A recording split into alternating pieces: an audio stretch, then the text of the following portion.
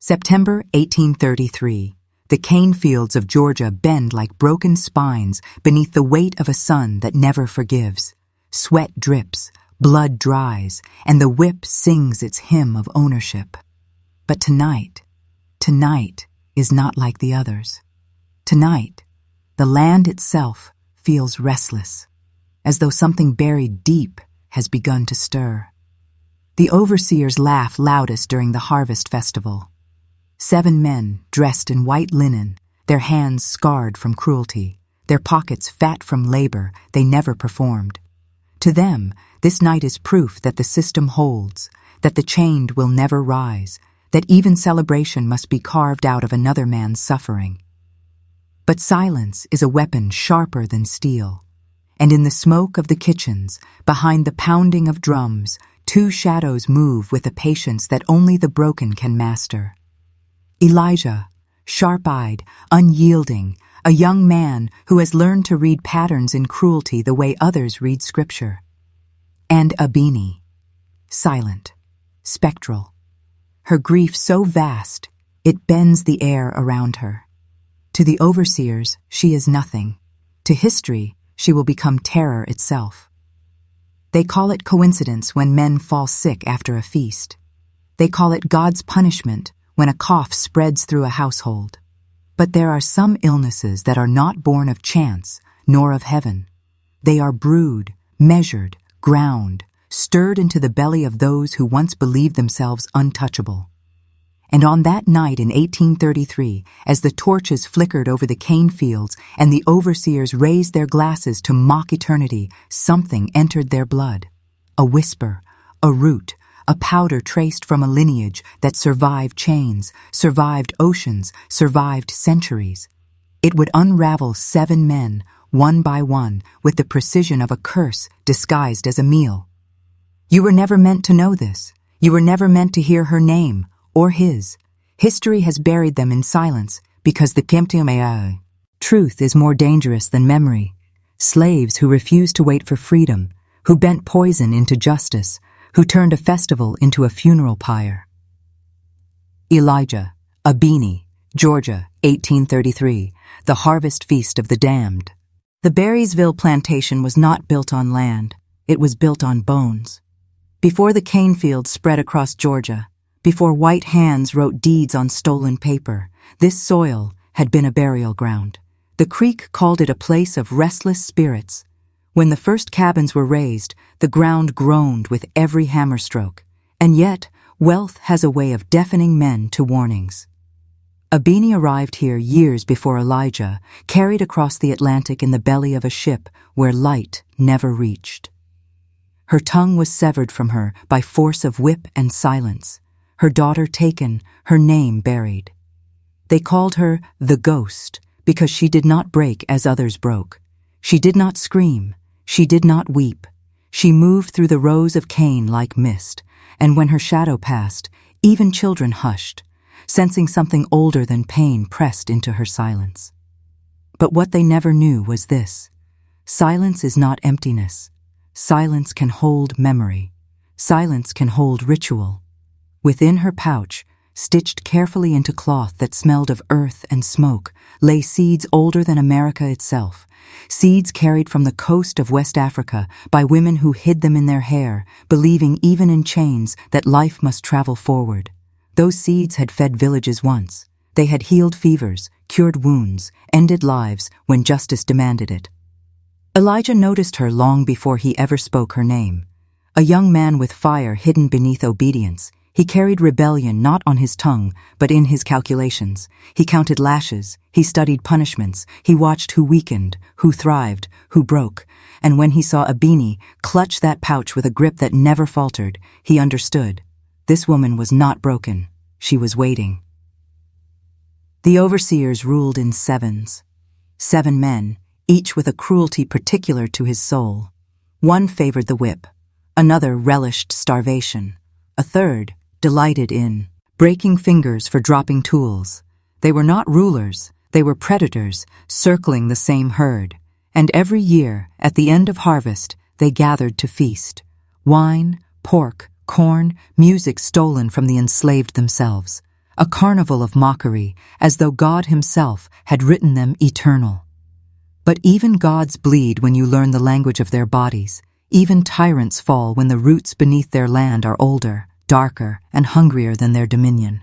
And Abeni, she carried that hunger like a prayer no overseer could silence. The question was not if she would strike. The question was when. Night came heavy in Georgia, thick with the scent of cane and sweat, the kind of darkness that pressed against the skin like damp cloth. In the quarters, laughter was rationed, stolen in whispers, for the lash could fall on joy as quickly as on disobedience. Yet amid that suffocating quiet, the drums sometimes spoke, not openly, never loudly, a rhythm carried in shadows, pulsing like a second heartbeat through the earth itself. Abeni listened. She never drummed, never sang, but her silence was its own percussion. The slaves called her the Watcher, the one who carried storms behind her eyes. They did not know of the pouch hidden under her garments, stitched into the hem of her dress so carefully no overseer's hand ever found it. Within it lay dried roots twisted like veins, seeds the color of old blood, and powders ground so fine they could vanish into stew without trace. Elijah found her once in the smokehouse, where salted pork hung from the rafters like bodies preserved for eternity. He said nothing at first, just stood with the patience of a man testing boundaries. Then he spoke in half-riddles, in questions too dangerous to ask directly. What grows beneath the soil that men fear to touch? What root can still the breath without spilling blood? She gave no answer, but her grip on the pouch tightened, and he smiled as if silence itself had answered him. The harvest festival loomed, that yearly theater of arrogance. 7 overseers, 7 demons cloaked in linen, preparing for their feast as though the world would always bend beneath their boots. They ordered extra corn, extra wine, demanded new songs from the slaves who would play, demanded obedience dressed as celebration. But Abeni knew what the soil knew. Every feast becomes a funeral if the right ingredients are stirred. That night she opened the pouch in her quarters. The air thickened as she laid out its contents, black mushrooms that fed in darkness, a red root, shriveled but potent, seeds that whispered of ancestors long drowned but never silenced. She touched each one with reverence, naming them in a tongue forbidden, her voice low, breaking the seal of silence, if only for the dead. And the drums outside grew louder, as if the land itself was listening, as if the earth had been waiting for this incantation to return. The storm was not coming. It had already begun. The day of the harvest festival dawned with an unsettling brightness, as if the sun itself were mocking the shadows it cast. The overseers rode into the clearing like lords of the underworld, boots polished, linen shirts starched stiff, each man carrying the weight of cruelty as though it were a badge of honor. 7 demons cloaked in white, gathered not to thank the land but to gorge upon it. The enslaved were summoned to prepare the feast. Smoke curled from open pits where pigs roasted, fat hissing as it dripped into fire. Cornbread baked in cast-iron pans, beans simmered, and jars of liquor gleamed like captured sunlight. Every dish, every sound, every forced smile was an act of obedience. Yet beneath it, rebellion trembled like a blade hidden in cloth. Abeni worked silently, her hands steady as she ladled stew into bowls meant for men who had broken backs and stolen children. To any eye, she was another servant, bowed and voiceless. But in her movements, there was ritual. The powders, ground so fine no tongue could trace them, dissolved into the broth with the ease of salt. A root grated into wine, a seed crushed into the butter, each portion marked like scripture written in shadows. Elijah watched from across the yard, carrying wood for the fires, his face unreadable. But his eyes never left her hands. He alone knew that this was no feast. This was communion with the dead. As the sun bled downward, the festival began. The overseers laughed, their voices booming across the fields, a grotesque chorus against the muted murmurs of those who served them. They drank deeply, their throats shining with sweat, their bellies swelling with gluttony. They demanded music, and the fiddles played while children clapped in rhythm, forced to smile as if joy were still possible in chains. But beneath the surface, time thickened. The air itself seemed to grow heavier, the fires. Smoke twisted into strange shapes, curling like hands reaching upward. The overseers did not see it. They did not notice the silence growing between drumbeats, the hush that fell like an invisible net over the quarters. They ate, they drank, they sang. And the land waited, patient and merciless, for the hour when poison and prayer would meet inside their blood. It began with a cough, sharp, sudden, cutting through the laughter like a crack in glass. One of the seven, the one they called Harlan, whose whip always whistled longer than the others, pressed a fist to his chest, his face tightening as though a stone had lodged in his throat. The others jeered at first, mocking his weakness, raising their cups in cruel jest. But then the cough deepened, wet and ragged, and the laughter thinned into uneasy silence. Abeni did not look up. Her eyes stayed low, her ladle steady, as though the man's agony were nothing more than weather passing overhead.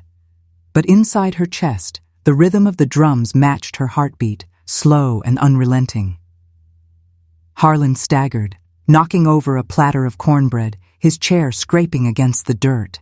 His face purpled, veins swelling like cords beneath his skin.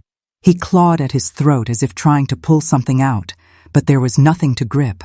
Only the invisible hand of what he had swallowed. Wine spilled across his shirt like fresh blood. The others shouted for water, for help, for order.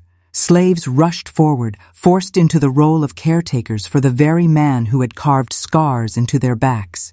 But no bucket, no cloth, no prayer could stop the tightening coil within him. His knees struck the earth, dust rising around him like smoke. And then it was over. His body stilled, his eyes glassed over, his lips parted, as though in one last unfinished curse. The feast table stood silent for the first time in years. The overseers stared at their fallen brother, suspicion curling among them like a serpent. One spat into the dirt, muttering about bad liquor, about weakness, about fate. But Elijah, standing at the edge of the firelight, knew better. He felt the weight of Abeni's gaze without needing to see it. This was no accident. This was judgment. The music faltered, the fiddles holding their star. Ing's intense silence. Even the children stilled, sensing something had shifted beyond repair. The feast continued, because arrogance is blind. They lifted their cups again, though hands trembled, though eyes darted toward the body cooling in the dirt. They swallowed down fear with every bite, not knowing that the soil itself had already claimed them. The first had fallen. 6 remained. They tried to laugh it off. Harlan's death was blamed on weak lungs, on spoiled meat, on the damp Georgia air that clung like rot to every lung. But beneath their bravado, unease gnawed at the edges of their eyes, and unease, when mixed with liquor, turns to paranoia. The second to falter was Joseph, the lean one with the cruel mouth who liked to starve children for amusement. His hand began to tremble as he raised a cup of wine, droplets spilling down his shirt. He cursed, slammed the cup down, then staggered forward as if the earth itself had tilted. His lips went pale, his eyes bulged wide, and before anyone could steady him, he vomited a dark stream across the table, splattering the bread, staining the feast. The smell turned the air sour. Panic flickered. The music stopped. Yet still, the others tried to hold their ground, to clutch at arrogance as though it were armor. They barked orders at the slaves to clean, to fetch water, to fix this mess. But no water could wash away what had already taken root inside them. Then it spread like fire leaping from one house to another. A third overseer clutched his belly, doubling over in agony. A fourth skin flushed red, then purple, sweat pouring from his brow as though he were drowning on dry land. Another's hands shook uncontrollably, spilling food into the dirt, his curses breaking into ragged whimpers. The feast was collapsing. What had begun as celebration now twisted into a grotesque performance of suffering. Chairs overturned, plates shattered, wine mixed with vomit, staining the earth like blood. The overseers howled at the slaves to save them, but their commands carried no weight now. Fear stripped them bare, revealing not lords but men, fragile and mortal. Elijah stood still, his shadow long in the firelight. He watched as the overseers clawed at the soil as if they could dig themselves out of death, and, in that chaos, he saw the truth take form. Power was never in their whips, nor their feasts, nor their laughter. Power was in the earth, in the seeds Abeni carried, in the silence that had waited for this hour. 6 had come to feast. 1 was already gone. 5 were unraveling, one by one, before the eyes of the people they had bound in chains. The night was no longer theirs. Fear changes the shape of men. By the time the 4th overseer collapsed into the dirt, clutching his belly as though it burned from within, the feast had become a tribunal of terror. The survivors staggered, their voices hoarse with curses, demanding to know what evil had crept into their celebration. One spat the word witch. Another muttered about curses from Africa, about the devil's tongue whispered in the dark. Their eyes, frantic and bloodshot, darted toward the enslaved, gathered in silence at the edges of the firelight. Every bowed head became suspicious, every still hand an accusation. But it was Abeni they feared most. She had not wept, had not gasped, had not so much as flinched as death spread across their table. She ladled stew with the same slow patience as before, her face lit only by the glow of the flames. When one overseer barked at her, demanding to know what poison she carried in her pots, she lifted her gaze for the first time. Her eyes were bottomless, dark as the soil that swallowed seeds, dark as the ocean that had swallowed thousands, and in that silence, every rumor they had ever whispered about her came alive, the ghost, the watcher, the one who never broke. The overseers backed away from her stare as though the sight of her alone could curdle their blood. Their fear thickened the air, making the night itself seem heavier, charged with something no lash could beat away. Elijah stepped forward then, not speaking, not raising a hand, simply placing himself between the overseers and the people. His shadow stretched long across the firelight, joining hers, and in that moment it was clear. This was no rebellion of muscle against whip. This was a reckoning written in silence and soil, in roots and blood. The overseers cursed louder, shouting to the heavens, to the absent master, to anyone who could break the spell tightening around their throne. Oaths. But no salvation came. Only the drums, low and steady, echoing from the quarters, not loud enough to be music, loud enough to be heartbeat. The night had chosen its witch, and the witch had chosen them. Desperation makes beasts of men. The overseers, stripped of their laughter, lunged for weapons, rifles propped against tables, pistols at their hips, knives glinting in firelight. They pointed their trembling steel at shadows, demanding answers, demanding obedience, demanding a cure that did not exist. "Which of you did this?" they barked, their voices ragged, spittle flying. "Who poisoned the bread? Who cursed this land?" Every slave stood still, their silence a wall higher than any whip could breach. Children clutched their mothers, elders bowed their heads. No one moved. Then, one of the overseers, eyes wild, sweat pouring down his face, lunged at Abeni. His knife caught the flame's reflection as he raised it high. The crowd gasped, but Abeni did not. She simply stood, her gaze locked on his, her hand resting lightly on her pouch as if it were a shield stronger than iron. The knife never touched her. His arm froze mid-air, veins bulging as his muscles locked against his will. His breath hitched, his body seizing as though an invisible hand clenched his spine. He collapsed into the dirt, his blade falling harmlessly at her feet. His mouth frothed, his eyes rolled back, and then he lay still. A hush fell heavier than the smoke. The overseer's weapons suddenly seemed useless, as if they had been made of paper. Fear crackled between them, louder than their curses. They had faced rebellion before, men with fire in their fists, men who ran, men who fought. But this was different. This was something they could not shoot, could not lash, could not bury. Elijah stepped forward, picking up the fallen knife. He did not point it, did not raise it. He simply held it in his hand, the firelight gleaming along the blade, a promise that no overseer would ever hold power over it again. Behind him, the drums rolled low, steady, as if the earth itself were marking each death with a bee-fang. If 4 had fallen, 3 remained, and with each heartbeat, their hours shortened. They had tried to strike at shadows, but shadows do not bleed.